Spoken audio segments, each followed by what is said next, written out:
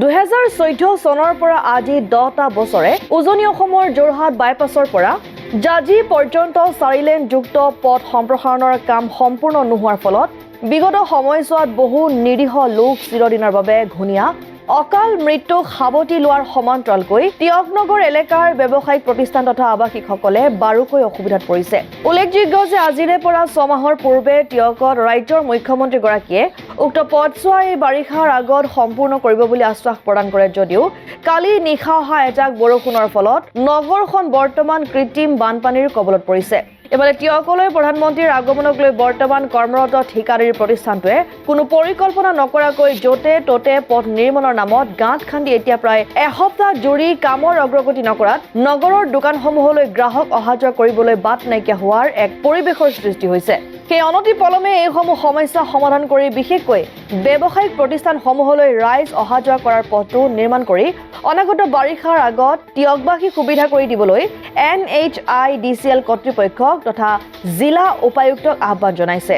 2014 চনতে 4 লেন সম্প্ৰসাৰণৰ কাম আৰম্ভ হৈছিল, 2024 চন হ'লি আৰু এই 24 চন পৰ্যন্ত কিন্তু 4 লেনৰ যিটো কাম সম্পূৰ্ণ কৰিব নোৱাৰাটো অসম চৰকাৰ তথা ভাৰত চৰকাৰৰ এটা দুৰ্বল এটা যিটো স্থিতি, সেই স্থিতিটো কিন্তু পুনৰবাৰ প্ৰমাণিত হ'ল। আৰু যোৱা বৰ্ষত অসমৰ মাননীয় মুখ্যমন্ত্ৰীগৰাকীয়ে যোৰহাটত আহি কৈছিল যে অহা বাৰিষাৰ পূৰ্বে 4 লেনৰ কাম সম্পূৰ্ণ হ'ব।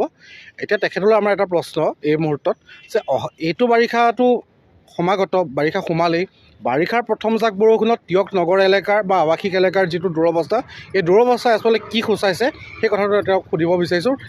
এই সময়ছোৱাত দেখিছে যে প্ৰতিখন দোকানৰ সন্মুখত মাটিৰ দম, পানীৰ এটা ডোঙা পাতি গৈছে বা যিবিলাক ৰাইজ অহা যোৱা কৰে পথচাৰী অহা যোৱা কৰিব নোৱাৰে, গাড়ী পাৰ্কিঙৰ ব্যৱস্থা নাই। গোটেই এই যিটো ব্যৱস্থা, এই ব্যৱস্থাটো কিন্তু ক'ৰবাত এটা কেৰুণ আছে, এই কেৰুণটোৰ অন্তৰালত আছে কিন্তু NHIDCL যিবিলাক বিয়াগোম বিষয়া অফিচত বহি আছে। তেওঁলোকে অফিচত বহি পেলাই গোটেইখিনি কাম তেওঁলোকে নিৰীক্ষণ কৰে। অফিচত বহি থাকিলে তেওঁলোকৰ নহ'ব। তিয়ক নগৰ এলেকা যদি এই বাৰিষাত যিবিলাক ড্ৰেইনৰ কাম অসম্পূৰ্ণ হৈ আছে, পানী ওলোৱাৰ ব্যৱস্থা নাই, এই কামখিনি যদি এতিয়া সম্পূৰ্ণ নকৰে তেওঁলোকে সময় থাকোঁতেই অহা বাৰিষাত, এই বাৰিষাত কিন্তু তিয়ক নগৰ যে এটা জলমগ্ন পৰিৱেশৰ সৃষ্টি হ'ব এইটো খাটাং। আৰু আশা কৰিছোঁ জিলা উপায়ুক্তৰ লগতে অসমৰ মুখ্যমন্ত্ৰীগৰাকীয়ে এই গোটেই বিষয়টোক লৈ, যিহেতু প্ৰতি বছৰে তিয়কৰ ৰাইজে সমস্যাটো ভুগি আহিছে যে কৃত্ৰিম মানৰ যিটো সমস্যাই হওক বা এতিয়া দেখিছে গাড়ী পাৰ্কিঙৰ অৱস্থা নাই, ব্যৱসায় বাণিজ্যৰ যিবিলাক দোকান আছে দোকানত যাবলৈ ৰাইজৰ এটা সমস্যা হৈছে। গতিকে সমস্যাখিনি সময় থাকোঁতে যেতিয়া সমাধান নকৰে অনাগত দিনত যে ইয়াতকৈ এক ভয়াৱহ পৰিৱেশৰ সৃষ্টি হ'ব এইটো খাটাং। আৰু ক'ব লাগিব যে ৰাস্তাটো একেবাৰে ঠেক হৈ গৈছে, মাটিৰ দমবিলাকৰ য'তে ত'তে ৰখাৰ কাৰণে দুৰ্ঘটনা সংঘটিত কৰাৰ এটা সুবিধা হৈছে। গতিকে আশা কৰিছোঁ জিলা উপায়ুক্তগৰাকীয়ে এই ক্ষেত্ৰত বিশেষ চকু দিয়ক। অসম আদিত্য, তিয়ক।